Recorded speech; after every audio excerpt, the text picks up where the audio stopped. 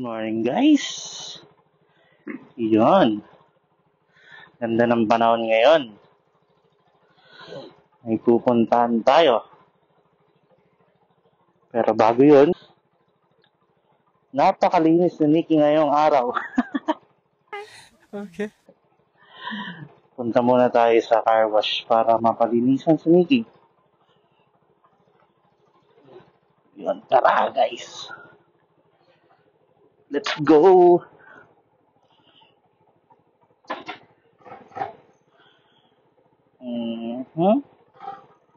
A few moments later.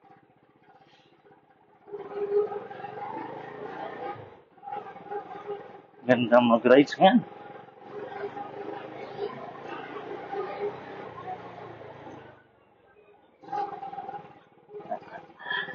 Sana bukas yung car wash natin.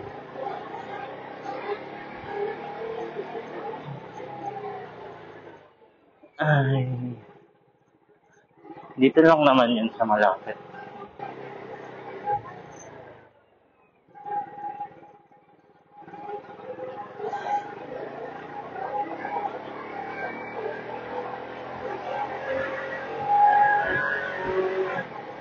Nakaraang linggo kasi umulan. So kahapon, di na ako nakapagpakarwas. Tinamad na ako. So ngayon muna tayo magpapakarwas bago tayo pumunta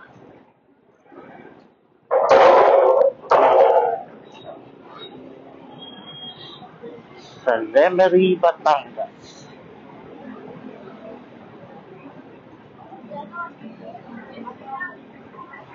Sana bukas yung car wash. So, ganito dito palagi. Palaging traffic, Santa Rosa.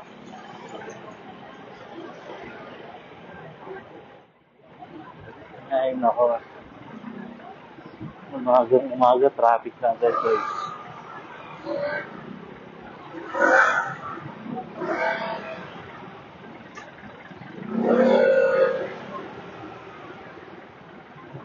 Yung ganito.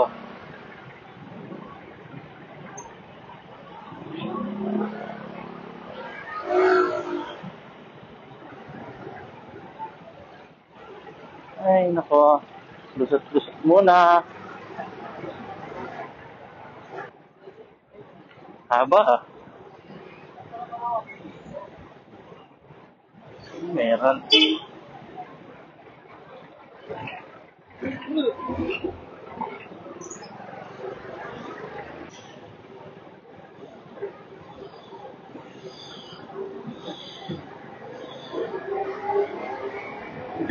Sana bukas.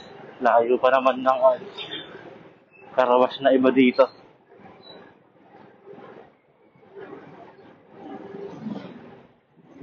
Sana bukas.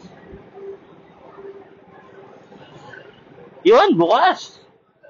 Nice.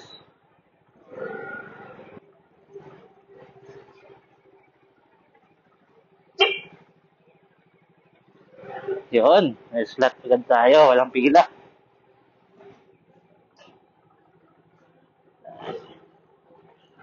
Yun. Sige, kita-kits mamaya, guys.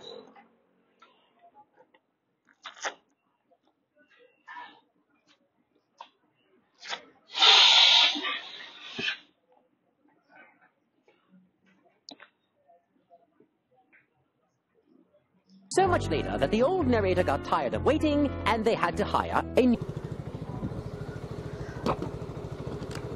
Makintab na ulit. Ganda. Ganda na ulit si Mickey. Walk around na tayo. Anong masasabi niyo guys? Mula sa Luslusin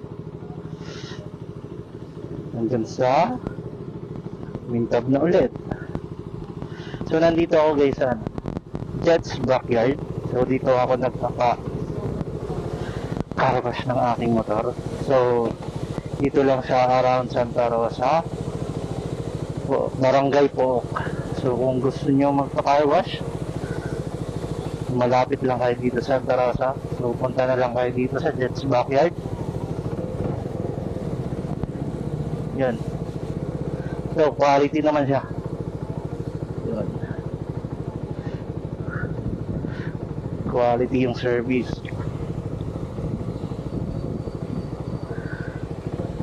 Painitin lang muna natin yung makina.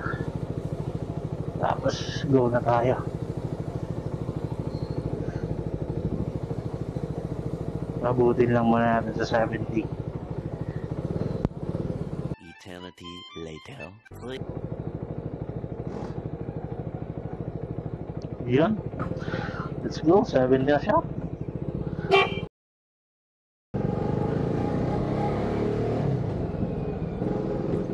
Yun, no? Traffic ulit. Ay, naku. So,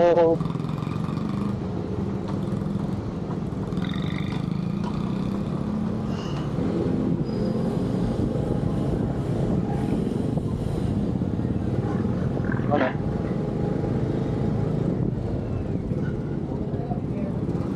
Natutuwa ako ngayon sa panahon. Ganda ng panahon ngayon, guys. Sarap mag-rides. Mainit. Ay. Pero mas okay ka pa yung mainit kaysa umuulan. Pag umuulan kasi no safe ka talaga. Kakapote ka. Kakapote ka nga. Basa ka naman sa awis. Ganun din. Basa ka din.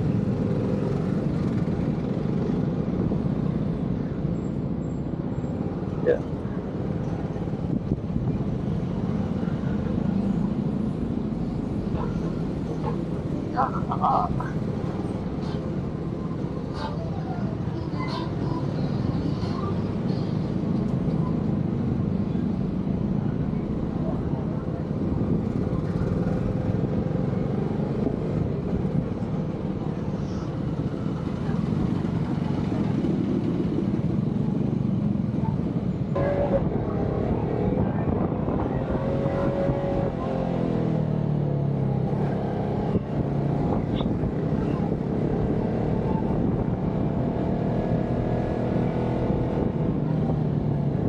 So yan, pupunta tayo ngayon sa Fantasy World, to be exact. Nasa Lemery siya, around Lemery, Batangas. So from dito, around 56 kilometers based on Google Map. Tara, solo rides.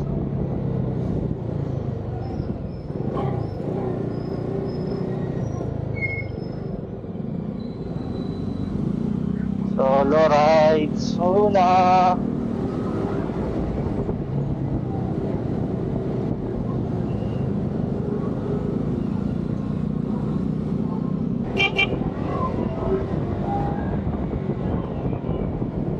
So from Santa Rosa, Balibago, ang daan natin ay dito Santa Rosa, Tagaytay Road. So dire-diretso lang hanggang Tagaytay.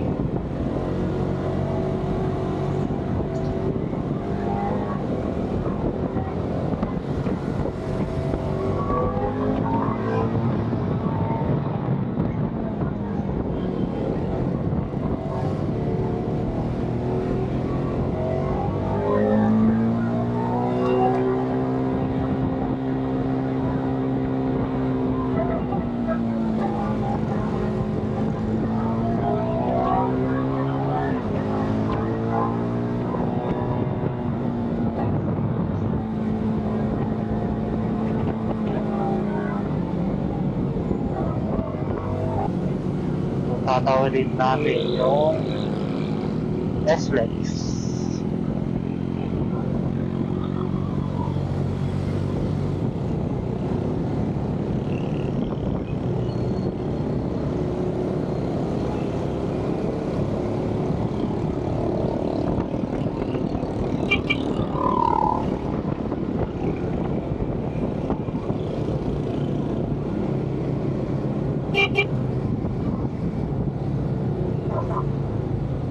S-Lex na to guys.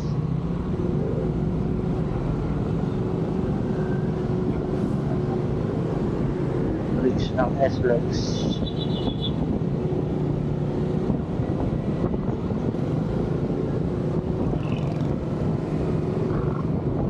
Dito sa Santa Rosa yung maraming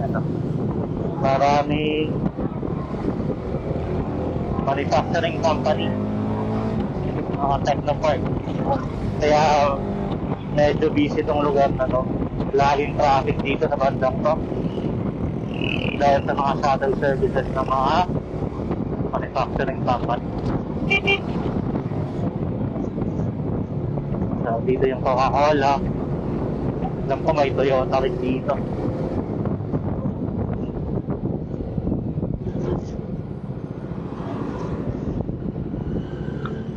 Ay nako, pasingit po. Salamat.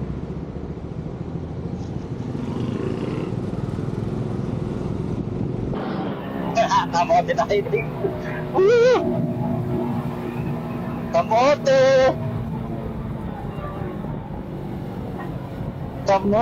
Kamote!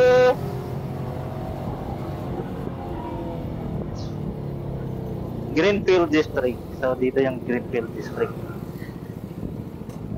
Sa left side.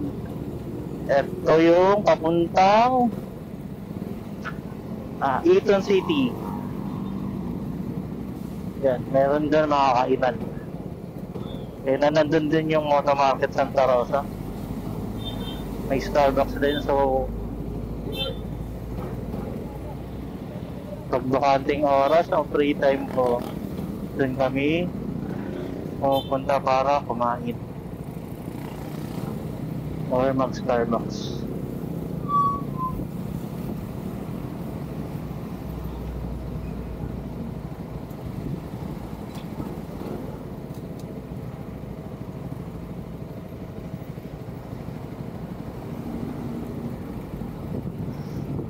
May gas pa ba tayo? 90% pa yung gas natin. Abot pa to hanggang dun.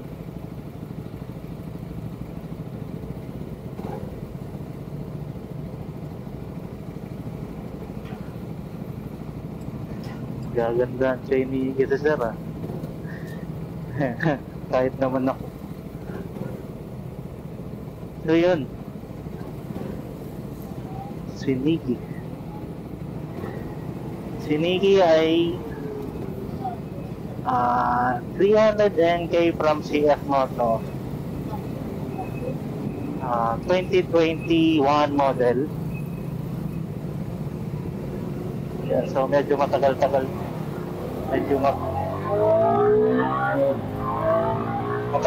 na rin sa atin. Magtatatlong taon na.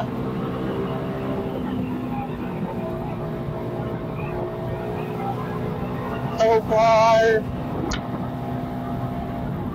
wala naman siyang masyadong major problem.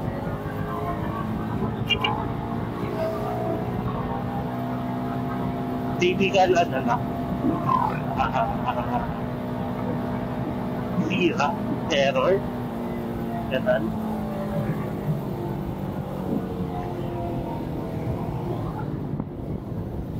So bakit nga ba NK300 yung pinili ko? Actually, may choices ako, tatlong choices ko dati.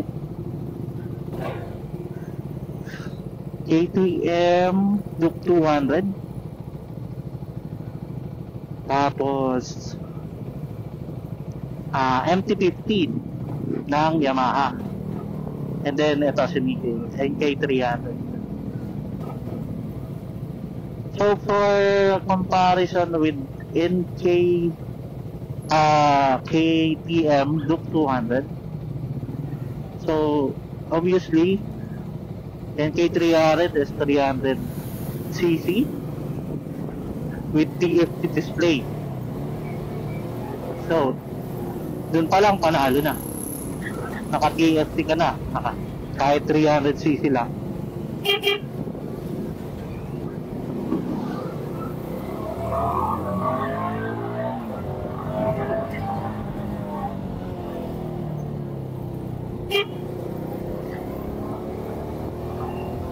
300cc TFT, ABS front and back. Pero yung price niya same pa rin. Same siya sa Duke 200 dati. Tsaka MT-15.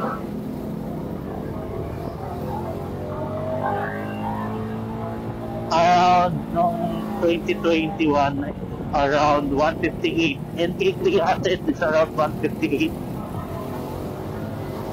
And then si Duke 200 is 159. So 1,000 difference lang. Kaya NK300 syempre 300cc ka na. Yung design niya same din ng design ng KTM kasi the designer is same as KTM. So parehas sila ng itsura. Hindi sila nagkakalayo. And for the comparison naman with MT-15,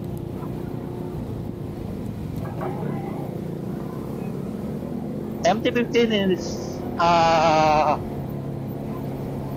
150cc. I don't know the exact cc, but ang pagkakaalam ko is 150cc. And then MT is no ABS yet. Wala siyang ABS. So, panalo pa rin si NK300.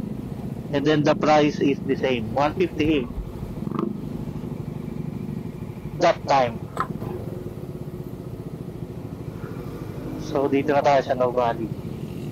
Okay, No Valley. So, dito sa left side, pag nag-turn left ka dito, dyan ako dumadaan pag papunta ako ng Tagaytay. But for now, dito ako sa Tagaytay,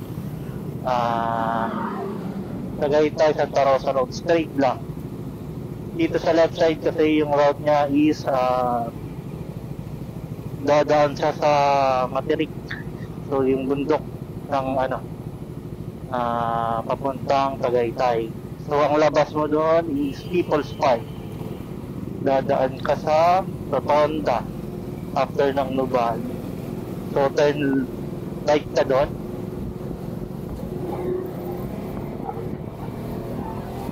And then ang labas mo is People's Park, and then diretso na yan.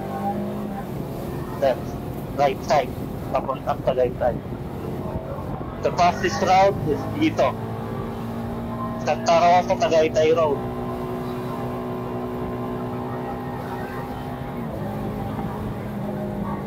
Compare sa daan, dito medyo busy yung daan dito ng Tagaytay Santa Rosa Road.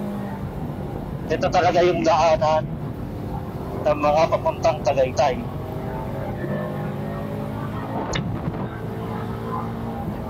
Compared dun sa kabila, walang masyado. So yung daan na yun, I think karamihan is cyclist yung dumadaan. Kasi parang, ewan ko, parang training sa kanila ng mga paahon. Karamihan na nakakasabay ko doon, mga nakasabay. Bihira lang yung mga nakamotor. And then, yung daan doon more zigzag, and then paahon.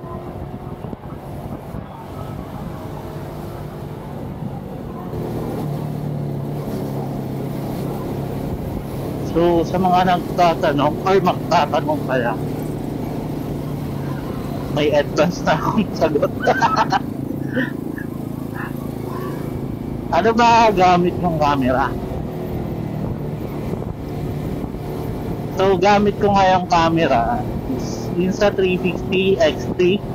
So, yung latest nila na 360 camera. So, yung review niya to is maganda. So, maraming vlogger yung gumagamit sa kanya. At first, gamit ko is GoPro Max 360 din siya. Pero ngayon, nasa paayusan siya. So, may problem kasi. Pag naka-battery, hindi siya nagtutuloy na mag-record. So, nagba-block lang siya. So, nag-i-start siya ng record and then after several seconds or minutes, nagba-block siya. Ang nare-record niya lang is audio. So, yun. Nasa doktor siya ngayon. Hindi pa ata natatapos na gawin. So, ito muna yung gamit natin. Which is, I think para sa akin, much better kaysa sa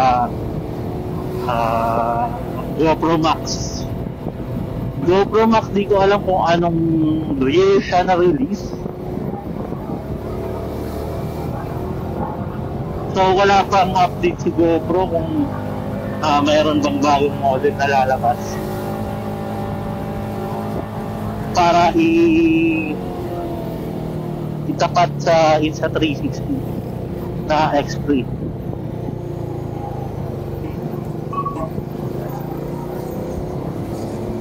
So, sa X3 is, I think advantage niya is yung application niya. So, mas powerful si Insta360 sa application, sa app niya sa mobile. So, si Insta360 ay may AI features. And then, naglabas sila ngayon ng bagong camera. Upgraded siya compared sa DJI 4, Action 4, and then GoPro Hero 12.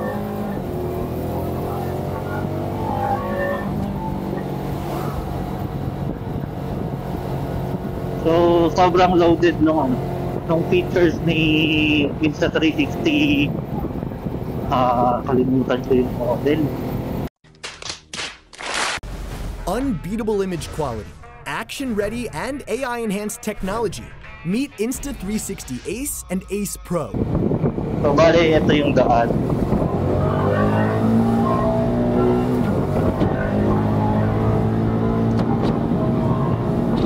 Ang tawag talaga ay medyo traffic na lang siya. Pero nearest out compared sa tinuro ko kanina.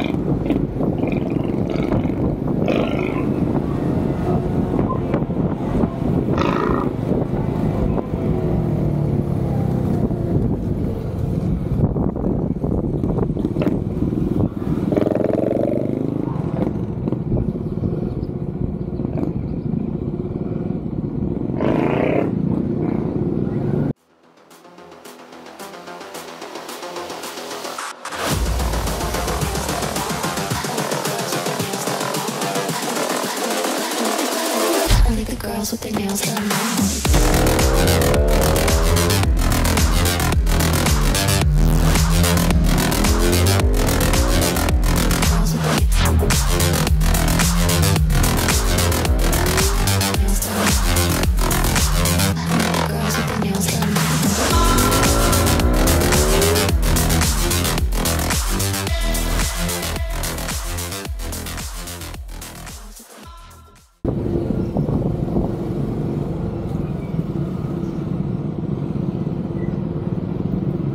So dito sa kanya to, medyo lumalamig na yung simoy ng hangin. Dahil medyo mataas na to.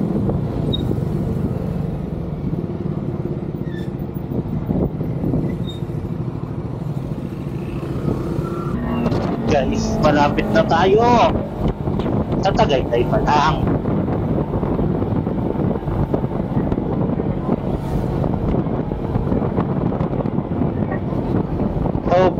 Pagdating sa may Shell, Petron guys. So papalit tayo ng camera position. So currently naka-mount ang camera ko dito sa may helmet. So, lilipat natin sa dito, sa may unahan.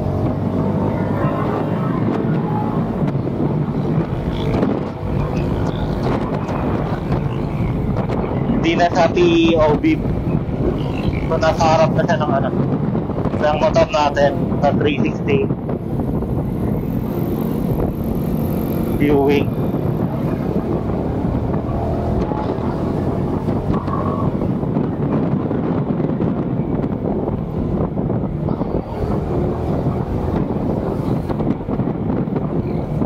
Magta-try din tayo ng iba-ibang camera position later.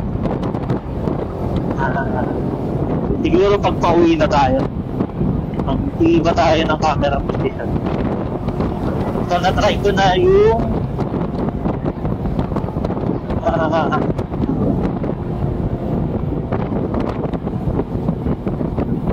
back. Sa likod ng motor nakamount yung camera. So, parang ano siya, MotoGP viewing.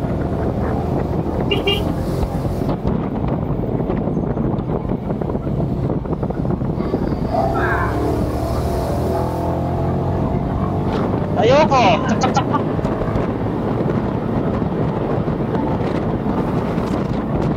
Hindi ako nakaka-clear.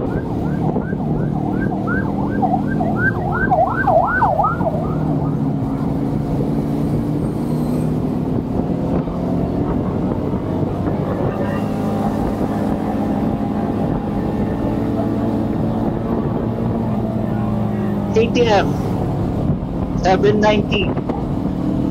Hello sa'yo, kuya. Naririnig mo man ako at ate pala.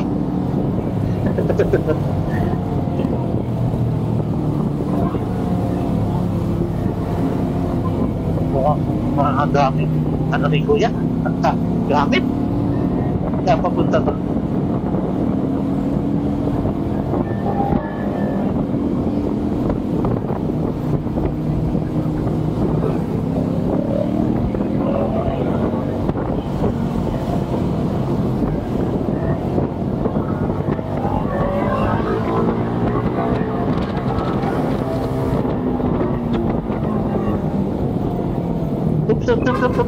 Papunta yan.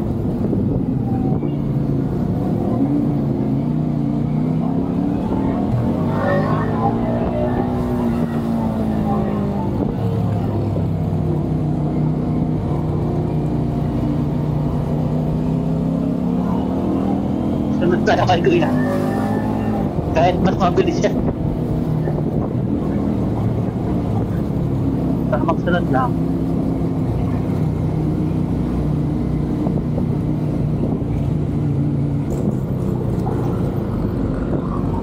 Papunta ang Lemery!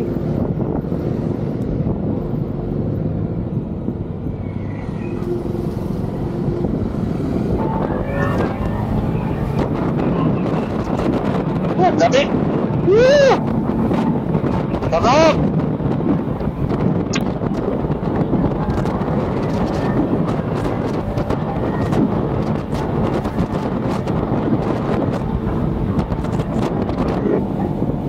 So, dito sa bandang to, magdadaanan natin yung Sky Ranch, and then yung Green Lake.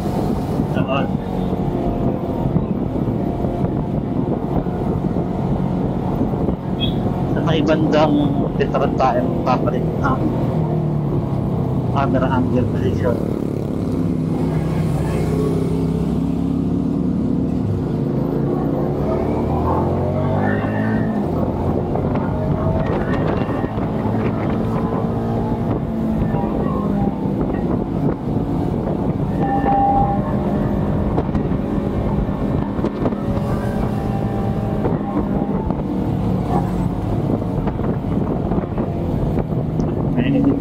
Malupa.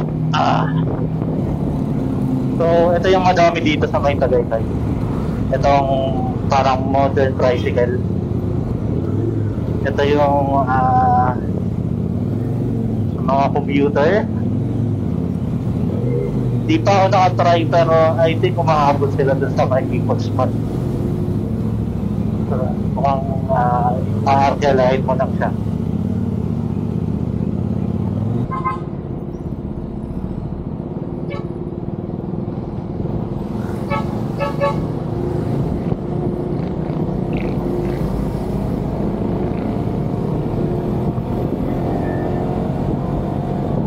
Tigil mo na agad.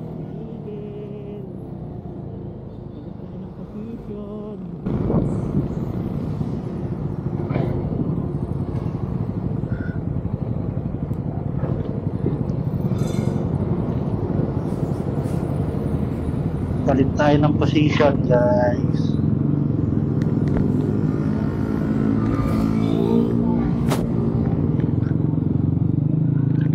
May mga riders din dito.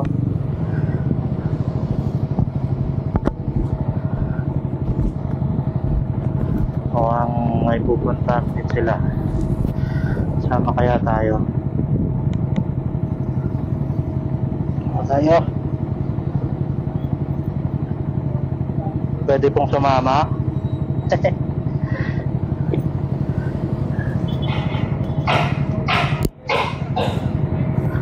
Sama kaya ako, no?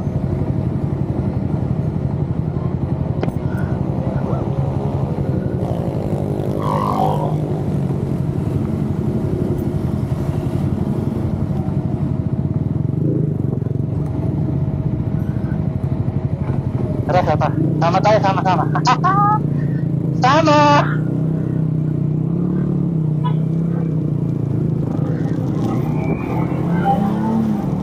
Sama ko! People's Park! Ay, People's Park! Sky Ranch!